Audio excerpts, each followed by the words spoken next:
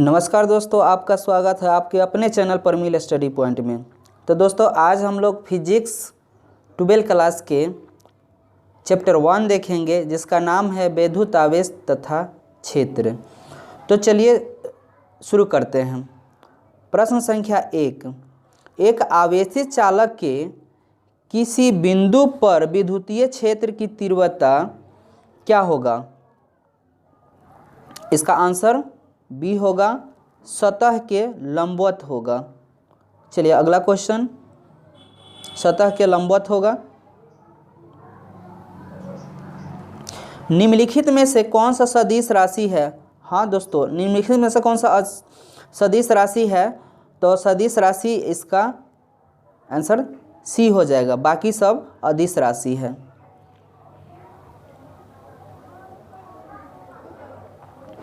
विद्युतीय क्षेत्र में किसी विद्युतीय ध्रुव को घुमाने में किया गया कार्य होता है। क्या किया गया कार्य होता है? तो इसका आंसर है ए, W बराबर PE कोष्ठ में 1 माइनस कॉस थीटा।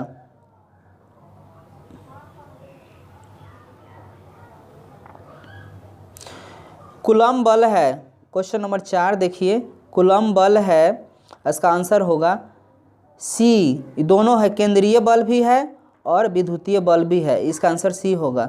चलिए अगला क्वेश्चन, एक कूलम्ब आवेश बराबर होता है। इसका आंसर होगा ए, इसका आंसर ए होगा 3 गुने 10 पर पावर माइनस के 9।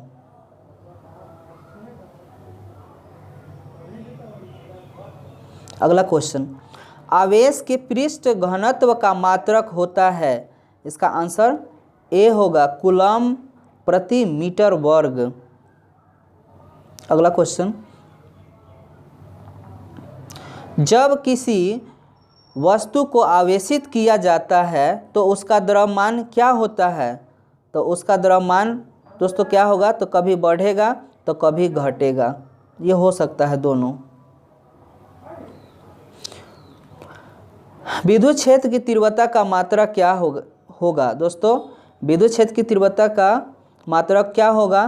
तो इसका आंसर होगा, देखिए बी, न्यूटन प्रति कूलम्ब। अगला क्वेश्चन, न्यूटन प्रति कूलम्ब था।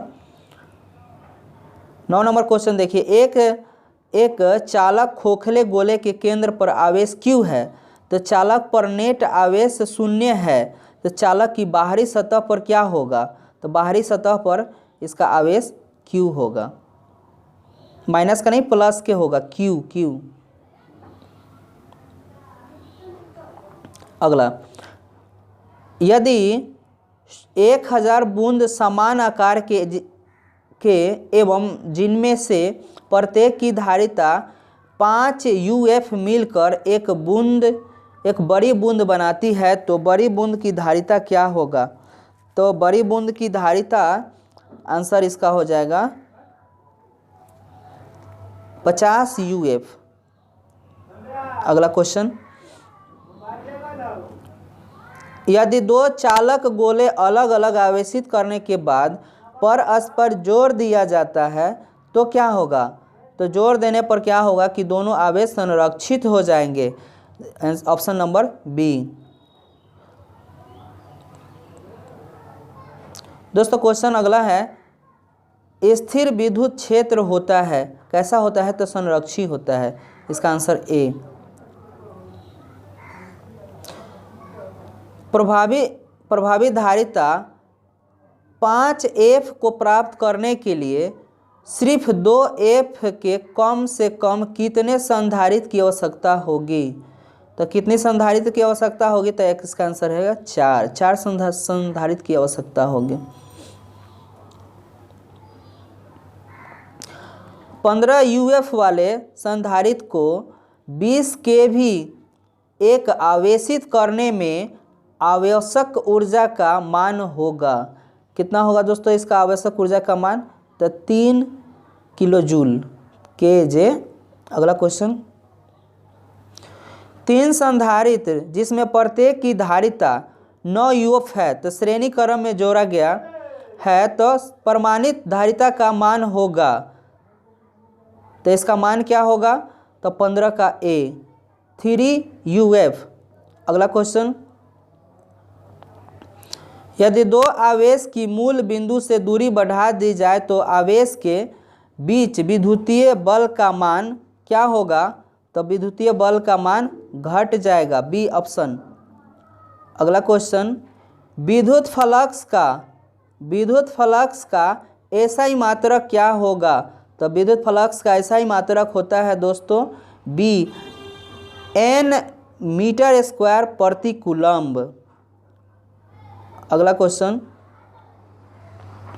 यदि 2C आवेश को एक बिंदु से दूसरे बिंदु तक जाने में 20 जूल कार्य करना पड़ता है तो उस दोनों बिंदु के बीच का विभवांतर कितना होगा, तो दोस्तों इन दोनों के बीच की दूरी का विभवांतर होगा A 10 मीटर। अगला क्वेश्चन, दो विद्युत क्षेत्र रेखाएं एक दूसरे को किस कोण पर काटती है, तो किस कोण पर काटेगी दोस्तों, तो इसका आंसर होगा नहीं काटती है दोस्तों, इसका आंसर डी हो जाएगा। विद्युत की परावैद्युतांक होता है, इसका आंसर होगा इन्फिनिटिव अनंत। विद्युतीय क्षेत्र की विमाई की सूत्र क्या है, तो विद्युत क्षेत्र की विमाई की सूत्र है दोस्तों, इसका आंसर ए है ML T पर पावर -3 A पर पावर -1, ये आंसर है इसका। दोस्तों अगर आपको ये वीडियो अच्छा लगा हो तो लाइक और सब्सक्राइब जरूर कीजिएगा। Thanks for watching.